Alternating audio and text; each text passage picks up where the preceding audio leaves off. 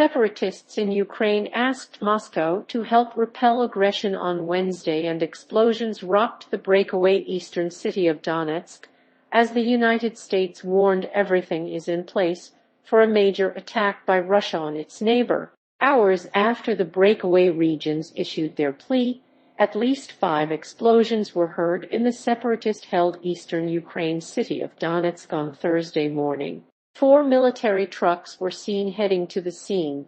Airlines should stop flying over any part of Ukraine because of the risk of an unintended shoot-down or a cyber attack targeting air traffic control amid tensions with Russia, a conflict zone monitor said.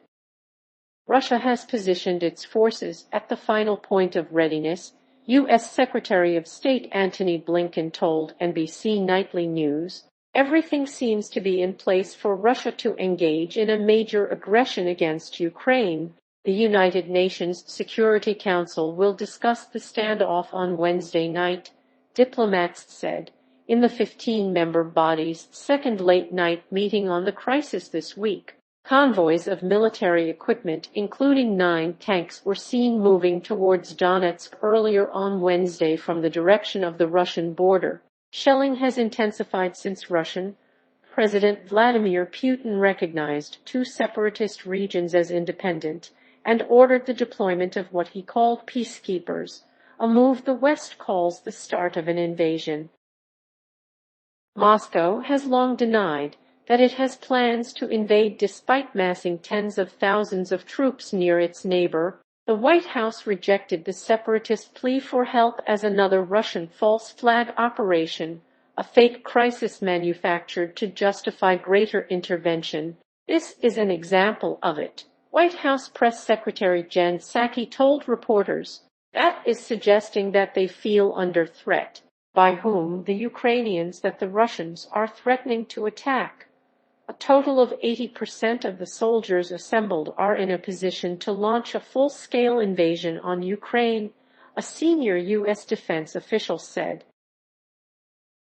Russia has partially closed airspace in the Rostov flight information region to the east of its border with Ukraine in order to provide safety for civil aviation flights, according to its notice to airmen. A 30-day state of emergency in Ukraine restricting the freedom of movement of conscripted reservists, curbing the media, and imposing personal document checks, according to a draft text, begins on Thursday. The Ukrainian government has also announced compulsory military service for all men of fighting age, while the West has held off the most stringent sanctions measures it could impose. The United States stepped up the pressure by imposing sanctions on the firm building the Nord Stream 2 gas pipeline and its corporate officers. Germany on Tuesday froze approvals for the pipeline, which has been built but was not yet in operation, amid concerns it could allow Moscow to weaponize energy supplies to Europe.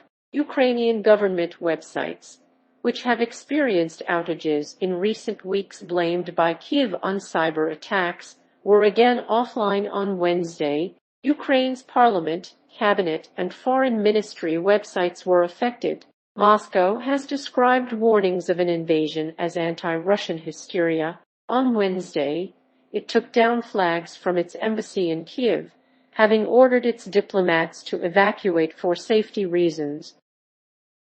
Ukraine's military said 1 soldier had been killed and 6 wounded in increased shelling by pro-Russian separatists using heavy artillery, mortar bombs and Grad rocket systems in the 2 breakaway areas in the last 24 hours. Russia says the crisis is a dispute with the West, demanding security guarantees, including a promise never to allow Ukraine to join NATO. But the recognition of the separatist regions was accompanied by much stronger language against Ukraine, which Putin called an artificial construct wrongly carved out of Russia by its enemies. While both sides have said they are still open to diplomacy to resolve the crisis, Ukrainian President Volodymyr Zelensky said Moscow had approved an offensive and not replied to an invitation for talks. Today I initiated a telephone conversation with the President of the Russian Federation, The result was silence, he said,